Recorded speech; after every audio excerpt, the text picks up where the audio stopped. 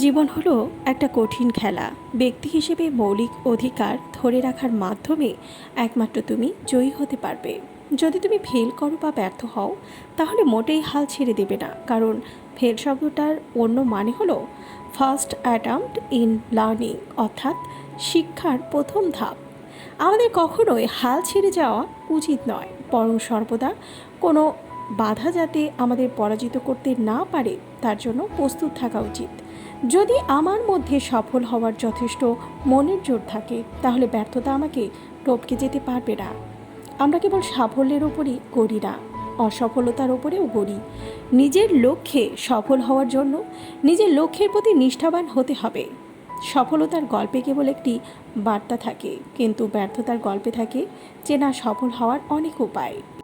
আত্মবিশ্বাস আর কঠোর পরিশ্রম হলো ব্যর্থতা নামক রোগের সবচেয়ে ভালো ওষুধ, যা আপনার একজন সফল মানুষ হিসেবে গড়ে তুলবে।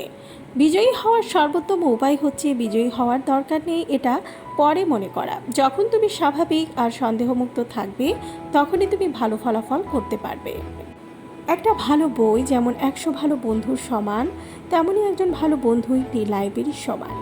যে কোনো ধর্মকে বানানোর জন্য আর তার প্রসারের জন্য অন্যের হত্যা করা আবশ্যক নয়। উদার ব্যক্তিরা ধর্মকে ব্যবহার করে বন্ধুত্বের হাত বাড়ালেও সংকীর্ণ মনের মানুষেরা ধর্মকে যুদ্ধের অস্ত্র হিসেবে ব্যবহার করে। আমাকে বলুন, ভারতীয় মিডিয়া এত বেশি নেগেটিভ কেন? নিজের দেশের ভালো কাজ, সাফল্য এগুলো পৃথিবীর সামনে প্রকাশ করতে এত লজ্জা কিসের? আমাদের কত গর্বের ইতিহাস আছে, এমনকি বর্তমানেও আমাদের দেশে অনেক ভালো কাজ হচ্ছে, অনেক সফল ব্যক্তিত্ব রয়েছেন। তাহলে তাদের নিয়ে কেন বেশি প্রচার করা হয় না? রাষ্ট্রপতি পদের রাজনীতিকরণ করা উচিত নয়। একবার রাষ্ট্রপতি রূপে নির্বাচিত হয়ে গেলে তিনি রাজনীতির উপরে। যেখানে হৃদয় সৎ, সেই ঘরে সামঞ্জস্যপূর্ণ থাকে। যখন ঘরে সব কিছু সামঞ্জস্যপূর্ণ থাকে, তখন দেশে নিয়ম থাকে, আর দেশে যখন নিয়ম থাকে, তখন দুনিয়াতে সবাই শান্তিতে থাকে। অভিজ্ঞতা জিনিসটি কখনো কেউ কাউকে শেখাতে পারে না। তোমাকে পৃথিবীর সবচেয়ে জ্ঞানী মানুষটি পরামর্শ দিলেও যতক্ষণ না তুমি নিজে অভিজ্ঞতাটি অর্জন করছো, ততক্ষণ তুমি বিষয়টিকে সত্যিকারের উপলব্ধি করতে পারবে না। তুমি তোমার ভবিষ্যৎ পরিবর্তন করতে পারবে না, কিন্তু অভ্যাস নিশ্চয়ই পরিবর্তন করতে পারবে, আর সেই অভ্যাসই তোমার ভবিষ্যৎ পরিবর্তন করে দেবে।